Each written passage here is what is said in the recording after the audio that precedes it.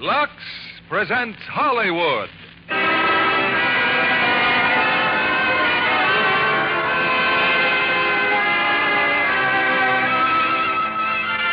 Lever Brothers Company, the makers of Lux Flakes, bring you the Lux Radio Theatre, starring Jeanne Crain, William Holden, and Edmund Gwenn in Apartment for Peggy.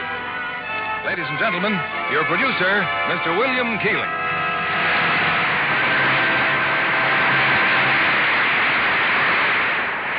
Greetings from Hollywood, ladies and gentlemen. I hope you will stay tuned to this station after the Lux Radio Theatre to hear President Truman open the Red Cross campaign.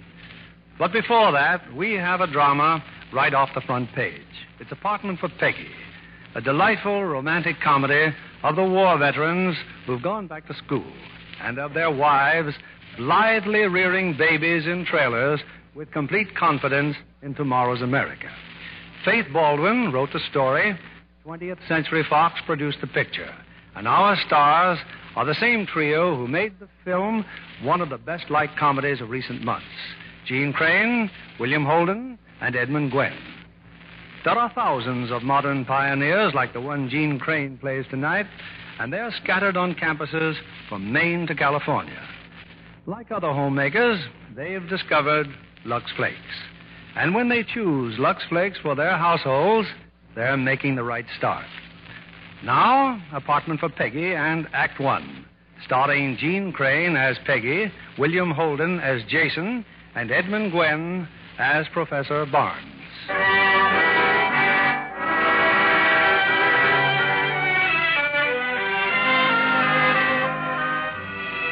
It's about 10 o'clock at night, and in a small Midwestern college town, Professor Edward Bell, Dean of the Law School, has a visitor, his old friend, Professor Barnes. Hope I'm not disturbing you, Edward. Well, No, Henry. Come on in. You are busy, aren't you? It's this housing problem. Oh. Henry, it's a mess. All these veterans, most of them married, some of them with children. Where are they going to live? Well, I have a little problem, too, Edward. You? Yes. It's just that I'm planning to commit suicide, and I'd like some legal advice about... Suicide? Henry, is this your idea of a joke? A joke? Committing suicide is a very serious matter. Are you insane? Coming here and telling me you're going to kill yourself? Not so loud, Edward. It's nothing to get excited about. Henry, to commit suicide is wrong. Morally, ethically, philosophically wrong. I'm an exception, Edward. Now, firstly, I'm of no earthly use to society whatsoever. Oh, that's absurd. Society needs men like you desperately. Well, then society has a most unusual way of demonstrating it. Now, 8 years ago, this university retired me. They put my portrait in the library, patted me on the back, said in effect, "Thank you. You are no longer needed." But, Henry, even if you are retired, you've things to say, books to write. Yes, that's true. And I've been writing such a book. If all goes well, I'll have it completed in 3 weeks, at which time I'll do away with myself. You might call it a sort of deadline. Honestly, Henry, I'm so choked. No, Edward, be sensible. Why should I continue to consume good food and occupy precious space which would feed and house somebody still capable of contributing to this dubious thing we call civilization? But you just can't. Edward, you're shouting again. Now, you simply must calm down. One of my dearest friends says he's going to kill himself, and you ask me to be calm. Oh, you're too upset to discuss it. I'll just run along it. No. Not until you've promised me you'll do nothing about this horrible idea until I've spoken with you again. But I just told you, Edward, the date is at least 3 weeks off. You wouldn't deceive me, Henry. No, of course not. Now, you try and get a good night's rest now. No, that's right. There, go on.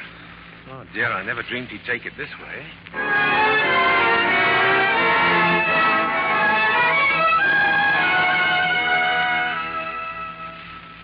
Of course, Edward told me. And since I happen to be your physician as well as your friend, Henry, I'm simply amazed at your attitude. You have so much to be thankful for. You're in excellent health. You're on an adequate pension. Now tell me, when did you first become aware of this mental depression, this bitterness? I'm not bitter. I'm not depressed. Life has been most kind to me.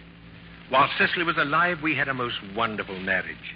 I've had love, companionship, beauty, joy. Ah, but that's all past. Well, I'm not complaining, mark you. I'm only being logical. Oh, by the way, I haven't been sleeping too well lately. I'd like to have some sleeping pills. Now, you don't think I'd be that foolish, do you? Huh? Oh, now believe me, such a method never entered my head. You did mine. Oh, very well then. I'll get them elsewhere. No. Here.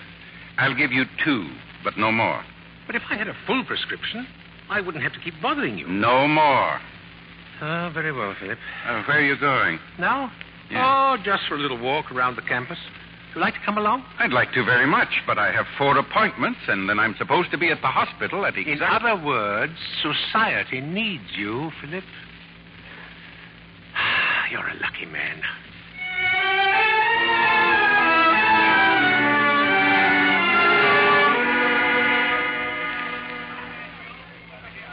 Mind if I share the bench, Pop? Huh? Oh, no. Gee, I'm sure glad this bench is here. Do my feet hurt? Well, I don't wonder in those shoes. Oh, it's not the shoes. I've been looking for an apartment. Jason and I are simply going nuts. Apartment? Jason? Jason's my husband. We're going to have a baby, too. Baby? How old are you? 19. You know, you sure remind me of Pop. My dear young lady, I find great difficulty in following your conversation. Oh, everybody does. Jason says I play mental leapfrog. Who is Pop? Your father? Grandfather. Oh, that's always the case. I either look like somebody's baby or somebody's grandfather. Oh, but that's the nicest thing I could say about anybody. Pop was a wonderful guy. He died just before Jason and I got married. Oh. Well, your husband, is he a student here? You can say that again. Gee, he's a wonderful guy. Oh, I bet you think I'm wacky raving on about my husband. Oh, much more laudable than raving about someone else's husband. You are like Pop. You know, I like you. Oh, thank you. I'm afraid I'll have to be And if going. you know of an apartment or a basement or a kennel, honest, I'd love you till my dying day. Of course, it can't cost too much because I'm not working anymore. All we've got's Jason's GI allotment, and, that isn't an awful lot. No, where are you living now? In one of the trailers. But we've got to get out because Virginia's had her baby. With a boy and weighed 8 pounds and 2 ounces. Forgive me, but I just don't understand why you should be homeless because some infant weighs over 8 pounds. Well, you see, when Virginia went home to have her baby, Clyde moved in with Jack Hoyt and let us have their trailer. But now Virginia's coming back, so we've got to get out by Saturday. Oh. For a moment, it sounded as if you could have remained if the baby had weighed only 7 pounds. Well, I can only suggest you consult the housing administrator. Him? Oh, I don't think the old creep even looks at the application. Young lady, I am not familiar with your usage of the word creep. Professor Bell is a most conscientious man and a friend of mine. A friend of yours? Yes. You mean you've got suction over there? Suction? Pull, drag, you know. If you're suggesting that I use my influence, the answer is no. Oh.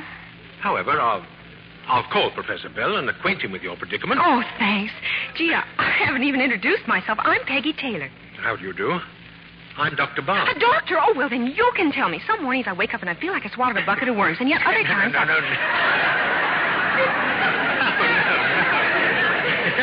I'm a doctor of philosophy.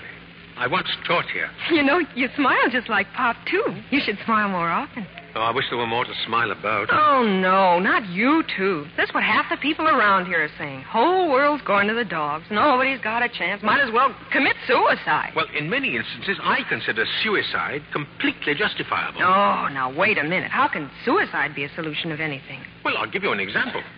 A hypothetical case. An old man is alone in the world. His work is finished. Uh-huh. He's contributing nothing. Yeah? His only future is a daily repetition of the useless present. Why not suicide? Well, that's easy, because it wouldn't change anything. The gentleman would be dead. Most people consider that quite a drastic change. Well, what makes Mr. Hypothetical think he's living now? I just said he is living. I mean, really living.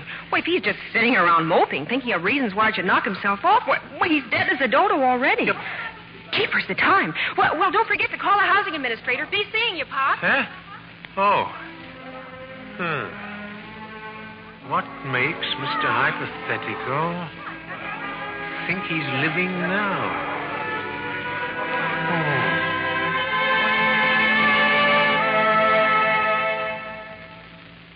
And I wouldn't be seeing you you now, Mrs. Taylor. Professor Barnes hadn't asked me to. He recommended me, huh? See, I told you he was a friend of mine. Even if he were your own father, I'd be just as helpless. There simply are not enough rooms to go around. Maybe you're not aware of this, Professor Bell, but a recent survey among the students showed that 27% of us expectant mothers on this campus have no real place to live. 27%? Good heavens. I don't want anything elegant, just a roof and 4 walls. Well, Grace Lovett told me that during the war you had 680 men here. Where did you put them? In garages, backs of stores, basements. But where they stayed could hardly be called living quarters. As a matter of fact, Well? a couple of Navy boys lived for a while with your friend Dr. Barnes. What? They stayed in his attic. Wasn't livable. Why, the old fraud. What do you mean to tell me he's got an empty attic and he didn't even tell me about it? What's his address? Now, not so fast. Dr. Barnes wants to be alone. Oh, my grandfather used to get like that once in a while, too. Why, sometimes I'd cheer him up half a dozen times a day. Oh, you're an angel, Professor. Thanks, Lois.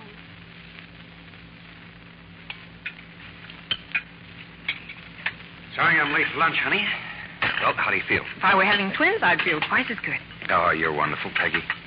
In a couple of days, we'll be out on the street, but you Jason, maybe we won't be out on the street. I've got a prospect. Oh, sure, I know. It's an old phone booth, and we only have to share it with 4 other couples. It's an attic. An attic. Great. You know why I was late just now? Professor Collins wanted to talk to me.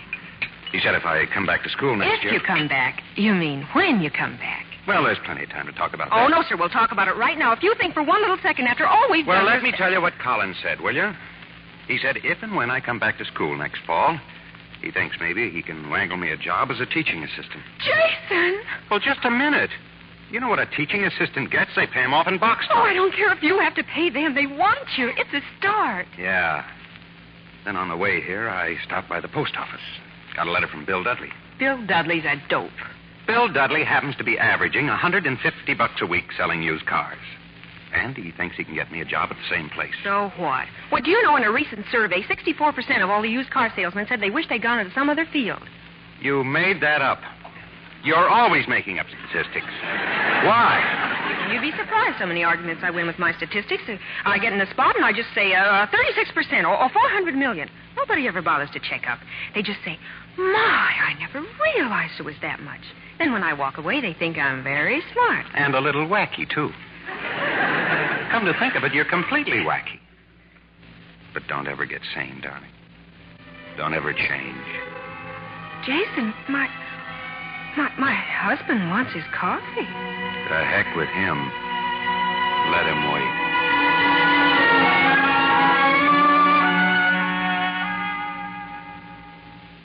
My dear young lady, I don't know what you're talking Well, about. imagine you all alone in this great big house. It happens to be a rather small house. Professor Barnes, why didn't you tell me you had room for Jason and me? But I haven't. No one could possibly live in that attic. What about during the war? Well, that was an emergency. Well, what do you think this is? They stayed up there for just 1 week. Months later, those 2 boys wrote to me from Iwo Jima. They said life there was terrible, but not nearly as bad as my attic. I'll bet they never lived in a trailer. All right. Now, come on upstairs. I'll show you the attic.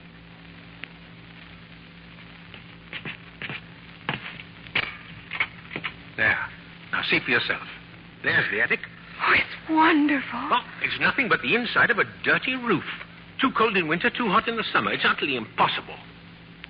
Well, you satisfied? Am I satisfied? Why, it's perfect. No. I didn't mean that. This attic is not for rent. You mean we can have it for free? You won't take any money? Oh, you're an angel. I knew you were like that. Mrs. Taylor, the attic is not available. Not for gratis and not for money.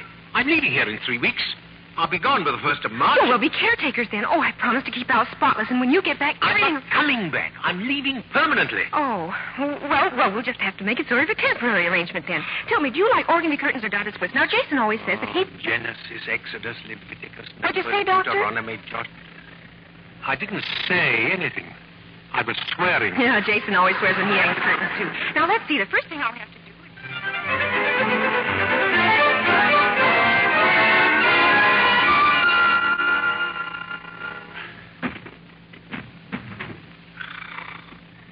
Fine thing when a man can't write in his own house. Oh, this is ridiculous. It's... Mr. and Mrs. Taylor! Can't you please be a little quiet? I'm trying to... Oh, no, the lights have gone out. Oh. Who turned the lights up? Oh, Genesis, Exodus, Leviticus, Numbers, Deuteronomy, Joshua, Judges, Ruth. I'm down here. On the first floor. That's exactly where I am, on the floor. Gee, I'm awful sorry, Pop. I think we blew the lights out. We blew the lights out. I told you it wouldn't work. No, I asked you. I had one of those three-way plugs. It took 2 extension cords, all right? But when I tried to put in the third one, something went... Now, wait a minute.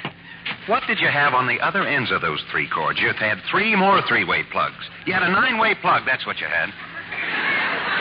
Well, there are some candles on the mantel, if you don't mind striking a match. Oh, sure, Professor. There we are. I guess your lights blow out all the time, huh? The lights never blow out. So why do they call it a three-way plug if it won't take 3? Why don't they just put a sign on it and say, you can use these 2, but this one is for decoration or something? Look, it will take 3, but you had 9. Oh.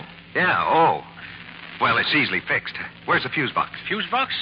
Oh, well, I guess it's one of those thingamajigs on the kitchen porch. Oh, let me borrow one of these candles. Yeah. You know, it's really a good thing this happened. You should always know where the fuse box is and inspect it regularly. Oh. Why, do you know that 22% of all fires in homes are caused by worn-out fuses? You don't say. I guess it was a blessing in disguise then, eh? The basement lights are still working, but I can't find a fuse. Oh, he can't find a fuse. Well, I'll go down to the drugstore and get one. Drugstore? Young man, you don't buy aspirin from an electrician, do you? Well, any place that sells tires on credit is bound to carry a fuse or 2. I'll be right back, honey. Gee, Pop, this is a pretty room. Yes. Yes, it was our living room. But I do think the sofa would look much better closer to the window. Look, I'll show you. My dear young lady, this room was decorated and arranged by my wife. She was a woman of great taste and culture, and to me, this room reflects her character. Also, it represents a portion of my life during which I was most happy. It will not be changed. Okay, Pop, okay. I'll move it back. Thank you. Shall I light the fire? It'll give us more light. Oh, well, it might be rather nice. I'll do it. Who's this, Pop? This photograph, I mean. Oh, it's my son. Where's he now? Dead. The war. Oh, this war? No, the other one. But aren't all wars the same? That's what Pop always said, and ain't it the truth? Do you mind if I play the piano? Oh, no. No, my dear, I'd rather enjoy it. Oh, I'm not very good, really. Huh?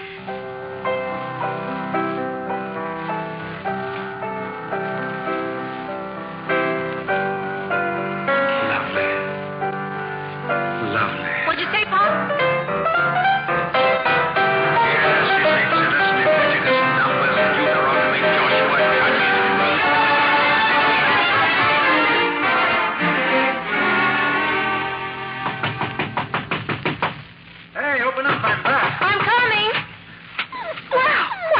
It's a dog. Come on in, boy. Come on.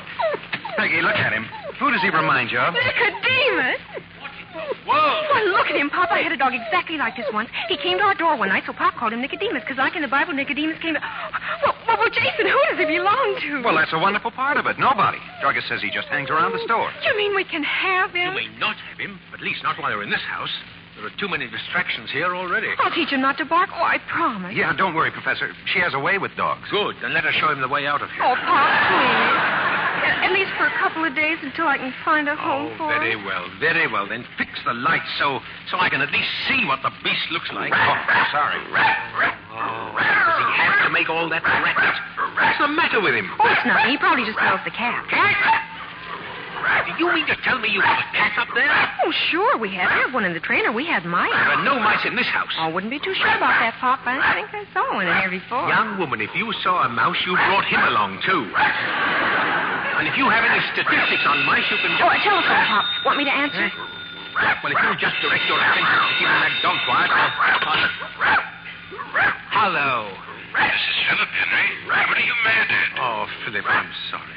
Did I interrupt your writing? I was just curious about what Edward told me. He says you've taken in a GI couple.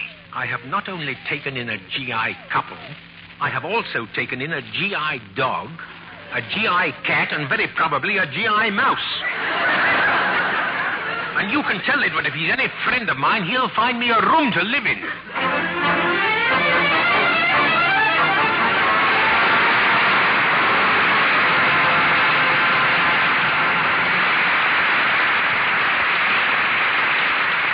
Our stars will return with Act Two of Apartment for Peggy in a moment. Now, here's our Hollywood reporter, Libby Collins. John, can you imagine a man winning a modern house with every kind of push button imaginable and wishing it had been a tobacco pouch instead? What does his wife say? Well, of course, she and their 15 children move right in. And there's just one reason Universal International's new picture, Ma and Pa Kettle, is so terribly funny. Percy Kilbride as Pa and Marjorie Main as Ma make a great comedy team. And when the Chamber of Commerce gets interested in the Kettle family, lovely Pat Alphin, the secretary, is fascinated by these bewildering people. Pat is a fascinating personality herself. She always looks so trim, the way a perfect secretary should. But how about those sheer nylons she wears? Aren't they a bit extravagant for every day? Oh, no, indeed. Even sheer nylons last amazingly long with gentle Lux Flakes care. It's a fact. Stockings washed with tiny diamonds of Lux last twice as long as those washed with a strong soap or rubbed with cake soap. I know that's true. Scientific strain tests prove it. The tiny Lux diamonds are wonderful. They bubble up into thick, billowy suds the minute water touches them. And the suds are so rich and creamy, they float out soil in a jiffy. Yet they're ever so gentle. Your hands tell you that. And here's more proof how safe they are for stockings. Over 90% of the makers of stockings recommend Lux Flakes. Now, our producer, William Keeley. Act Two of Apartment for Peggy, starring Jeanne Crain as Peggy, William Holden as Jason, and Edmund Gwen as Professor Barnes.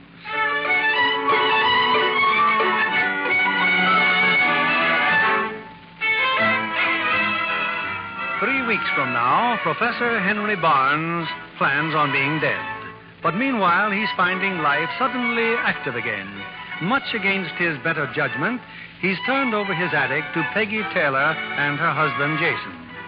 2 days of chaos have hurtled by, and now the professor has ventured up the stairs to behold Peggy's handiwork. Oh, it's incredible. Simply incredible. Why, you've made a room out of it. It's charming. Everything but the kitchen sink, Professor. Oh, we have to go downstairs to do the dishes. That is, if you don't mind. Not at all, not at all. I simply can't figure out you young people now. You're ingenious, you're resourceful, yet none of you seems to have any purpose. What's your goal? Well, my goal is to become a teacher. Well, you don't have to say it as if you were learning to be a pickpocket. Yeah, but most people figure you're a teacher because you're not smart enough to be anything else. Well, when did you first decide to teach? Oh, it was during the war, right after my ship was sunk. I was floating around the Pacific one day, asking myself how I could wind up 6,000 miles away from home, hanging onto a hunk of life raft. Mm-hmm. And I sort of figured that it all began with ignorance.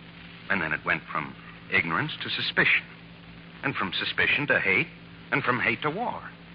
But it all starts with ignorance. Well, right then and there, I promised a flock of seagulls that if I ever got out of that spot, I was going to do what I could. Well, I think that's rather a lofty ambition. Yeah. But the other day, I was reading a magazine down the drugstore. You know what it said? No. We spend more than twice as much money on liquor than we do on education. Oh, statistics, huh? Yeah, but these are on the level. You know, Professor, when we don't consider our kids as important as liquor, well, I begin to wonder. Yeah, but wondering is very important. It sometimes leads to a few of the answers. Well, the only answer is to do what you think is best, the best you can. That's why I want 9 kids. Now, just a minute. I want to teach them to be decent and honest and to understand the other fellow. Go on, Peggy. Well, I think too many of us just sit back and expect the kids to learn everything in school. But most of the time, that's too late. They're little heels already. I'll take those 9 kids I'm going to have. Maybe 7 of them will turn out to be horrible little beasts, but maybe 2 of them will be good. And like Pop used to say, maybe their kids and their kids will be even better. And my gosh, if it keeps snowballing like that, maybe someday it'll be just natural to be tolerant and kind and good. Yeah. And how long do you think that'll take?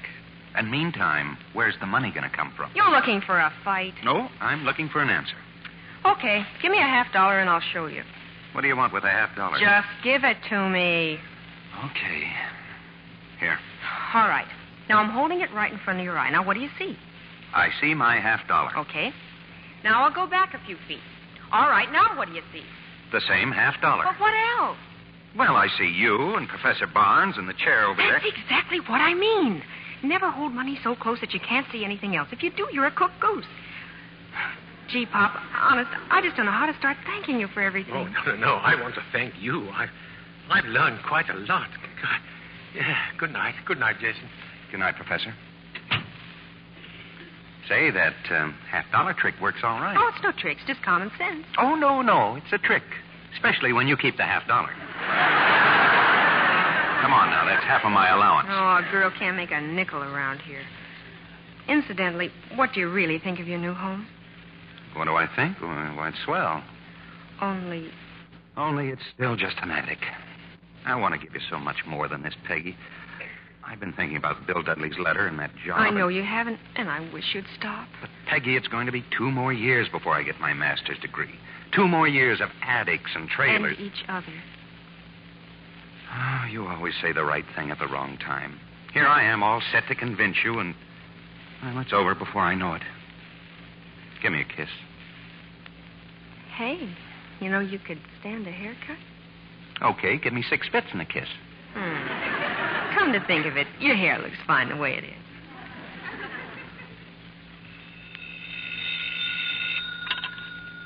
Hello? This is Philip, Henry. Oh. I got your message. Yes, the drugstore just delivered the sleeping pills, Philip. 2 miserable sleeping pills. And that's all you're going to get at one time. Have they been doing you any good? Yes. But the druggist must think you're crazy, Philip. 2 pills at a time. I don't care what the druggist thinks. I'm just not going to be a party to your insane idea of doing away with yourself. Well, may I have some more pills on Thursday? If you think you'll still need them. Oh, I shall, Philip, I shall. I'm trying to finish my book, and unless I get adequate sleep... All right, Henry, all right. 2 more pills on Thursday. Oh, thank you, Philip. Bye. Oh, poor Philip. I hate so to deceive you. I'm saving the pills, Philip. Only 2 at a time, but I'll have enough one of these days. Quite enough.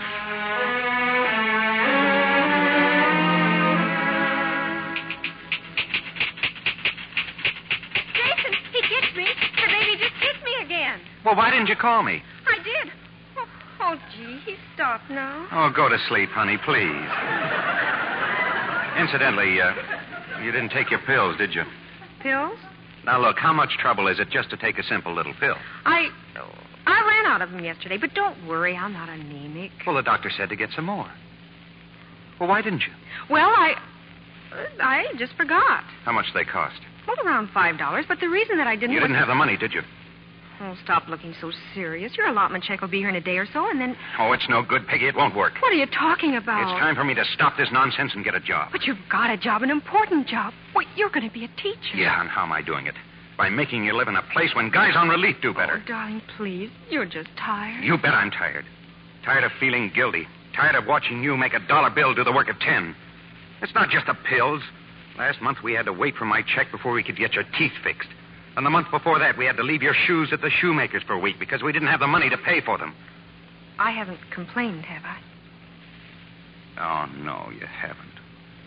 You're wonderful, darling, and you deserve so much better than this. And I want to give you everything But I've got everything.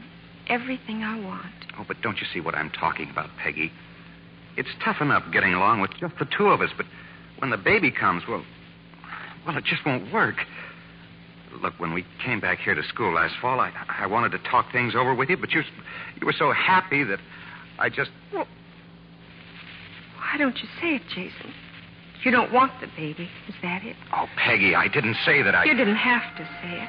Oh, Peggy, darling, please. I didn't mean it that way. Honest, I didn't. Go away. Just let me alone. Let me alone.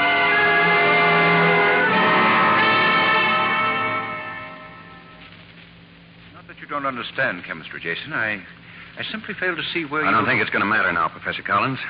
I'm going to quit school. In a few weeks, my wife's going to have a baby, and we're living in an attic, and we can't even have it. He's been nagging you or something? No, sir. And you mean you're just quitting? I don't think that's quite fair, sir. I told you I'd try and get you that teaching job. It won't pay enough. It won't pay enough. Well, maybe it's just as well you do quit. Feeling the way you do, you wouldn't make a very good teacher. Excuse me, Professor. You have a Jason Taylor in your class? I'm Taylor. You want it right away, Taylor. At the hospital.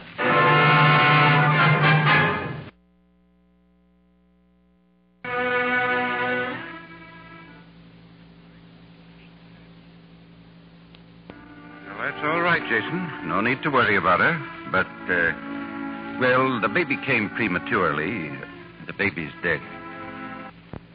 Dead? Philip, can he see Peggy now? In a little while, Henry. Maybe in about an hour. Oh. Well, let's take a walk, Jason. Sure, anything. Professor. Yes? Why? Why?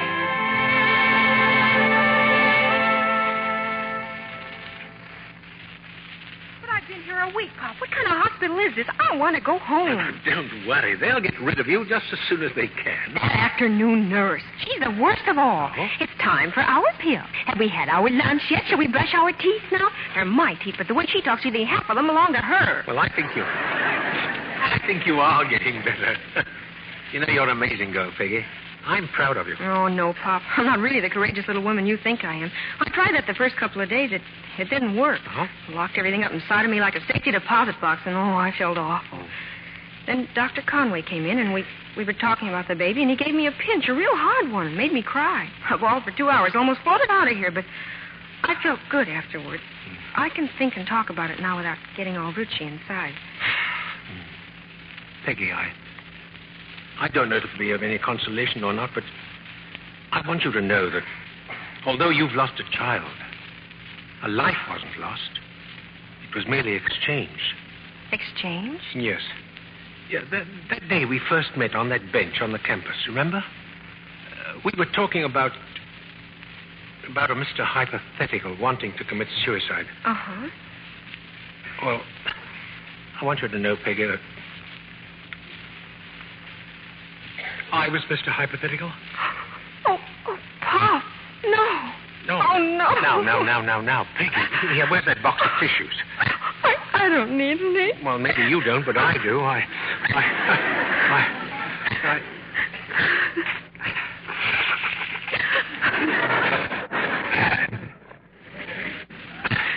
You know, I feel like one of those twice-born people Henry James wrote about.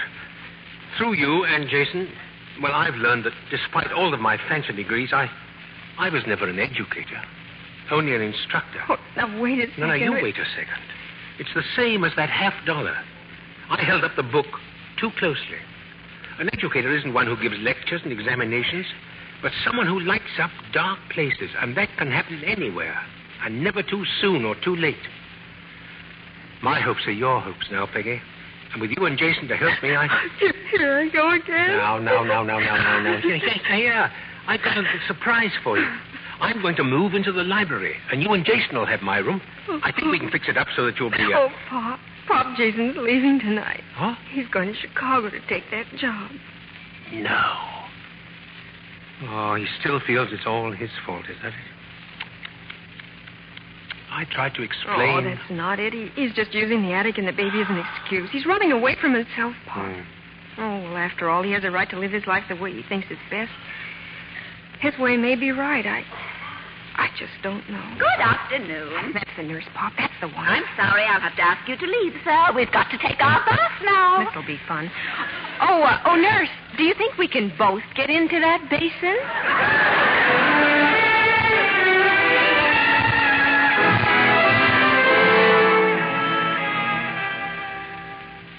Now, look here, Philip.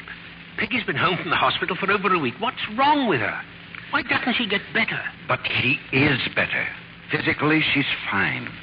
She misses her husband. What's he doing in Chicago? Selling used cars, working for some fellow called Careless Carson. Pop, Dr. Conway Boy, look. It's a letter from Jason from Chicago. For heaven's sake, woman, don't scare me like that. Oh, it's a letter. Oh, Pop, it's wonderful. Look, a money order for $50, and he's found a cute little apartment, and his job gives him plenty of spare time, so he can take some courses at night and get his credits just the same. Of course, it'll take a little longer that way, but you know that 41% of all GIs who... Well, my dear? Oh, I'm such a rotten liar. The letter's from Jason, all right, but not one word about coming back here. Oh, I wouldn't mind if only he were doing what he wants to do, but, oh, I know he's not. Well, I guess you can't expect miracles in a couple of weeks, can you? It'll all work out somehow. Peggy, it's time for me to pinch you again. Peggy. Right where you are, Henry. Better go. I've sat where I am too long. You tell Peggy I'll be back tonight. Tonight? But where are you going? To Careless Carson's used car lot. I'm going to Chicago.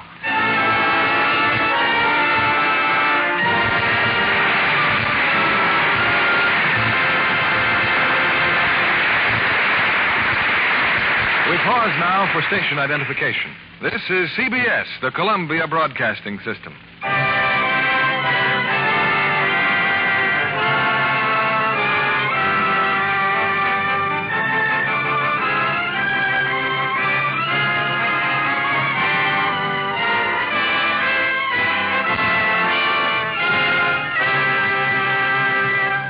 During the intermission before Act 3 of Apartment for Peggy, I'd like to introduce our special guest, Kathleen Hughes, talented 20th Century Fox actress. Kathleen, I understand your training includes a study of wardrobe problems. Do you think that you could visualize a character from just seeing clothes for the part? I certainly do, Mr. Keeley. Clothes can express character just as much as a gesture or a hairdo. A perfect example is the difference in the negligées worn by the three girls in Letter to Three Wives. Let's see. Jeanne Crain plays a wholesome young girl not accustomed to luxury. So she wore a simple flower dressing. But not Linda Darnell, the ambitious gold digger. Hers is distinctly glamorous, I remember. What about Anne Southern, the career girl? A simple tailored robe was a perfect selection for her. But the wardrobe mistress told me that all three of the negligées worn in Letter to Three Wives had one thing in common that will interest Mr. Kennedy. All of them were Luxable? That's right, Mr. Kennedy. Well, smart girls everywhere use Lux Flakes for pretty slips and nighties, so they're right in character, too. The negligées looked lovely all through the picture. Naturally. Gentle Lux Flakes care keeps undies color fresh and new-looking 3 times as long. Tests prove it, you know. That's why it's foolish to risk wrong washing methods that may fade colors or weaken fabrics. Lux Flakes seem especially easy to use these days. Aren't those tiny diamonds of Lux wonderful? The minute you turn on the water, the suds billow up in a flash. Thick, rich suds that last and last. Soil floats right out. In fact, these tiny diamonds of Lux remove soil which other types of suds can't. Leave things cleaner, fresher. They're so gentle, colors stay lovely far longer. No wonder makers of nice things recommend Lux Flakes 33 to 1. Thank you for coming tonight, Kathleen Hughes. It was nice being here. Here's our producer, William Keeley. The curtain rises on the third act of Apartment for Peggy, starring Jeanne Crain as Peggy, William Holden as Jason, and Edmund Gwen as Professor Barnes.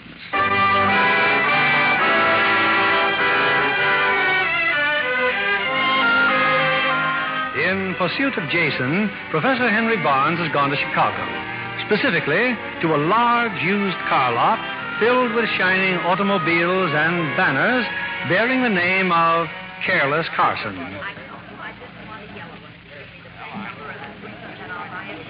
Hello, Jason. Oh, Professor Barnes. Oh, how's Peggy? She's worried, Jason. Why haven't you sent for her? Oh, I will eventually, Professor. It's just that right now, every time I think about her, I feel as guilty as if I... Is that why you haven't even telephoned? I keep seeing that attic and those stairs she had to climb a dozen times a day, and well, maybe if I'd been able to offer her a decent place to live in, it wouldn't have happened. No. Be honest, Jason. It's not the baby that makes you feel this way. You know, you and Peggy had some wonderful ideas. Sound ideas on how to live and what to live for. And they imposed a responsibility on you. And now you've deserted that responsibility. Isn't that why you feel guilty? Maybe. I don't know. I had a talk with the dean, Jason. He said if you came back now, you could take makeup examinations, and if you passed them, you'd not only be reinstated, but the instructorship would be a certainty. Oh, even if I wanted to, I doubt whether I could pass that chemistry exam. As for teaching, I make more here in 2 months than I would in a year. Is that so important? Yes, I think so. Look, Professor, I've got a line on an apartment. There's 4 rooms. You can walk around in it. It's a place where a fellow can live with his wife without feeling that he's letting her down. Now, is it so wrong to want to feel that way? No. No, but I thought you once promised a flock of seagulls you were going to teach and try to help people be more understanding. Sure, and lots of others made promises, too. When I got out of the service, there were millions of them. This time it was going to be different. But why should the finger point only at me? Why is it my responsibility? Well, simply because you realize that it is a responsibility. Not enough people do. Yeah, but I think I've got a right to ask the same question everybody else is asking. What do I get out of it? Well, if you're a teacher, you'll be underpaid, taken advantage of, and be at the mercy of the trustees. If you adhere to the educational status quo, you'll be considered archaic. And if you have any progressive ideas, there's no telling what they'll call you. You'll write a book or two which no one will read, and just when you're beginning to enjoy all this, you'll be retired. That's really something to look forward to. Yeah, but strangely enough, if you don't outlive your usefulness, you'll be happy.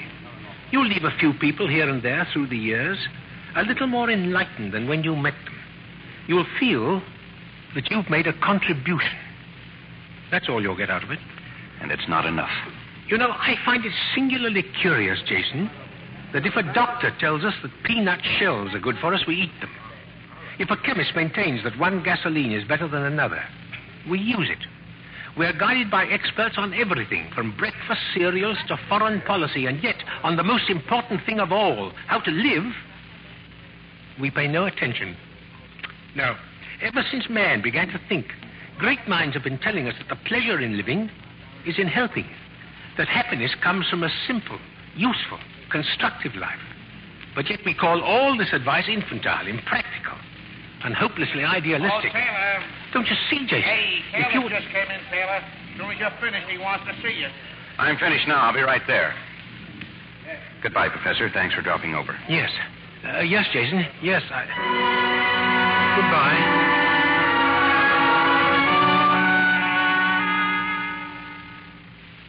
And then I remembered your mentioning the University of Chicago, Peggy. So I suggested it to Jason. He thought it was a wonderful idea. He went straight over there and... You're not a very good liar yourself, Pop. No. No. Guess I'm not. Oh, don't worry. It isn't as if I hadn't expected it. I wrote my sister, Pop. I'm going to go stay with her for a while. No, Peggy, you can't. You can't do that. This is your home now as well as mine. You must stay. I'm sorry, Pop, but there are just too many memories around here. Gee, the way I feel, I get on your nerves, something fierce. Nope, I better get quick or I'll go batty. I'm practically all packed. I thought I'd catch that 7 o'clock train in the morning. Oh, very well, dear. If you think that's best. Oh, I'm sorry, Pop. Well, there's just nothing else to do. I called over Professor Pavin, and, well, I quit my job, and I'm here. Oh, I am so glad to see you, Jason. Oh, thank you. Anyway, Professor Barnes told me the dean said I could take some makeup exams. Of course. We have talked to all your professors, Jason.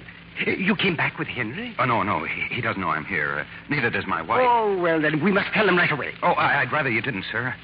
I don't know whether I can pass the exams, and I'd rather not raise her hopes too much. Now, come along with me, Jason. I will call all the other professors and arrange for your examinations immediately. You'll give me the physics exam yourself, won't you? Of course. Come, Jason, come.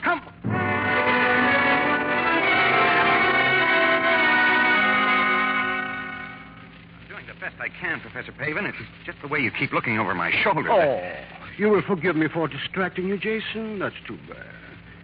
Now you will have to figure that last part all over again. But why? Oh, I see what you mean. Where's that eraser? How could I have made a mistake like that? Yeah, that is better. You receive 86%. I have it all figured. That is all, Jason. Into Professor Jensen's office now. Mathematics, Jason. Mathematics.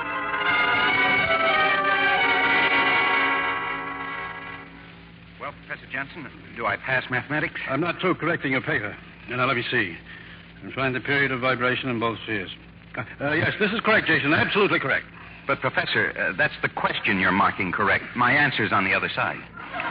Young man, I have been correcting examination papers for 22 years. Kindly allow me to mark it my own way. Jason, shh. I think you are going to pass. You receive 84%. I have it all figured. But here, you better check it yourself. I was never very good at adding. Later, Professor Jensen, later. Jason now goes to chemistry. Professor Collins is ready in the laboratory. That's the one that really worries me. Well, let's go.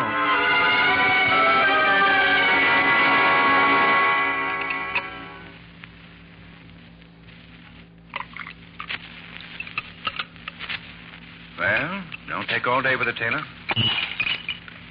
Nervous, Taylor? Just leave it there. This new setup over here. Try it again. Yes, sir. You were in the Navy, weren't you, Taylor? Yes, sir. What sort of duty? I was on the Vincennes till she went down, and then later... That was a little tough. I was on the Wasp. Oh? Well, I guess that wasn't exactly a picnic either. Nothing worthwhile ever is. Yes, sir. I'm just beginning to find that out. Don't worry, son. Now, finish that formula. You're doing fine. I am? I'll be in Professor Pavin's office. Just telephone when you're finished. Oh, incidentally, a couple of your friends are there, too. Dr. Conway and Professor Bell. Of course we're doing the right thing. Well, Jason has to pass. For his sake, for Peggy's sake, for Henry's sake. Besides, it isn't as if he didn't know his subjects. He does know them. Yeah. Under normal conditions, he would pass easily. So we just have to help him. That's probably Taylor now. Oh, yes. Hello? Professor Pavin, is Dr. Conway there? Dr. Conway? Yes, he's here. It's for you, Doctor. Hello? This is Peggy, Doctor. Peggy? Oh, something terrible has happened. It's Pop, Doctor. Professor Barnes. He swallowed a bottle of sleeping pills. Sleeping pills? Henry? I don't know how many there were, but he's... I'll be right over, Peggy. How many did he take? Oh, this is awful. He took 16. Good heavens. How do you know? I gave them to him. You? But why, Philip? Why? If I hadn't, he would have gotten them someplace else. You gave him sleeping pills, knowing Henry's talked of suicide. But don't just stand there. He may be dead. No, Edward, I doubt it. I gave him those pills, yes, but only 2 at a time. Didn't it occur to you that he might save them up? Yes, I was positive he was doing just that. But you kept on prescribing them. Oh, you fool, you blithering fool. Edward, they were not sleeping pills. But, what kind of pills were they, then? Harmless, Edward. A little annoying, maybe, but harmless.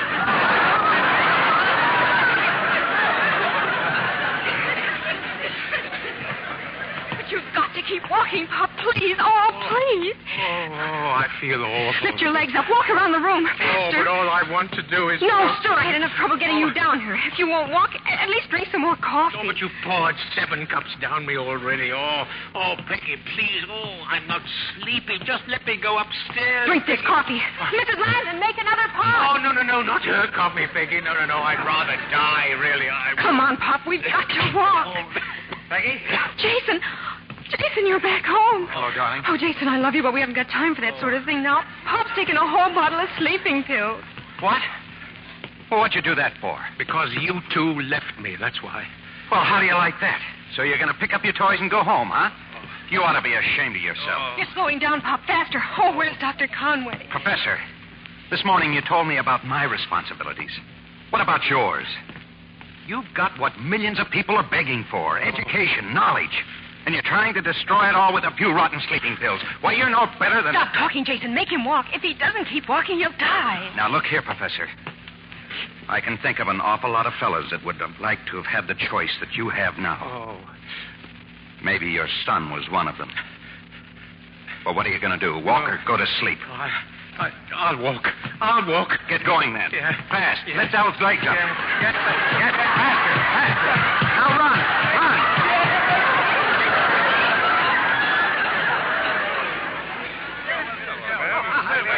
Well, Jason, where's the patient? He's better, thank goodness. Peggy took him upstairs. Hey, what is this? Well, we just brought our musical instruments along, Jason. You see, we have a string quartet, and Professor Barnes is our viola player. And we have not practiced for a long time. Well, let's get set up, gentlemen. Oh, wait a minute. I don't get it. Doesn't he have to go to the hospital? Oh, those sleeping pills were nothing more than... Well... Uh-oh. That's a fine trick to play on that nice old guy. Incidentally, Jason, you will start regular classes tomorrow morning. You have passed chemistry, too. I did. Oh, gosh, wait till I tell Peggy. Jason, do you know what? Oh, good evening. Hello, Jason, Peggy. I'm going to have a baby. You're what? I mean, I've been thinking it all over, and I think we should have one. And then 8 more, God willing. And do you know something? 27% of all women who... Yeah. We know all about it. What's the matter with everybody? Can't you wait for your viola player? Yes, that's for you, Dr. Philip Conway. I'm filing charges against you in the morning for malpractice of medicine. Better make it the next day, Henry. You'll be more comfortable by then.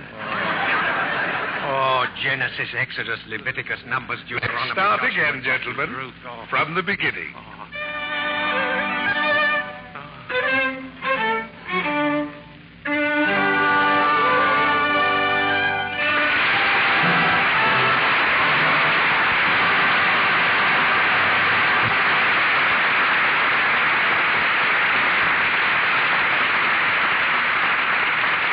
Stars will return for their curtain calls in a moment. Libby, our audience really knows a bargain. Thousands of orders are pouring in for those original Rogers silver plate teaspoons we offered last week. Well, no wonder. I've seen the spoons. They have the beauty and feel of sterling. You can still get 3 original Rogers silver plate teaspoons for only 50 cents with the top from a box of Lux Flakes. But hurry. The spoons are silver plate and made by the world's largest silversmiths. The same extra heavy silver plate that Lux Flakes offered before the war. I love the design. The simple wheat motif goes beautifully with any other silver. Here's the address. For every set of 3 teaspoons, mail 50 cents and the top from a box of Lux Flakes to Lux, Box 31, Wallingford, Connecticut. With your spoons, you'll get an order blank so you can send for matching pieces. Imagine, you can build a service for 6, 39 pieces for only $10.25 with Lux Flakes box tops. I'll repeat that address. Send 50 cents with a Lux Flakes box top to Lux, Box 31, Wallingford, Connecticut. This offer is good only in the continental United States, including Alaska and Hawaii, and is subject to all local and state regulations prohibited by law in Montana. Back to our producer, Mr. William Keeley. And here, once again, are the stars of a charming play. 3 charming people: Jeanne Crain, William Holden, and Edmund Gwenn.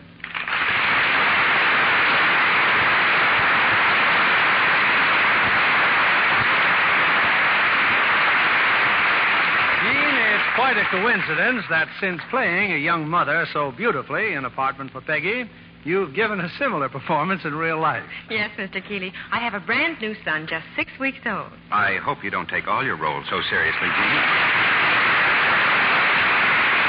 Well, not quite.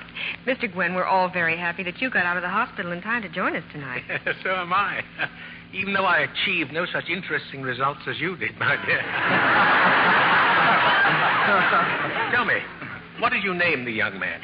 We call him Michael Anthony, which his big brother has revised to Mike. You have quite a whole household now, Jeanne. Yes, indeed. And with 2 small children, Bill, I must say that I find Lux Flakes indispensable. The same thing goes at our house, Bill. What's your play for next week? It's one of the big hits of the year on the screen. First, I'll tell you the star, because he'll be making his first appearance on this stage next Monday night. It's John Wayne. And with him, we'll have Joanne Drew and Walter Brennan. The play is a roaring action drama of the Old West, the popular Red River.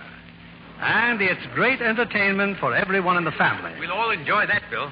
Night. Good night, and thank you all.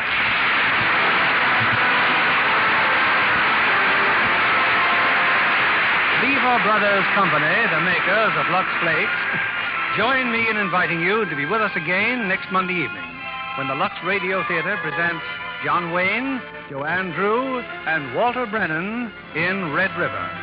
This is William Keeley saying good night to you from Hollywood.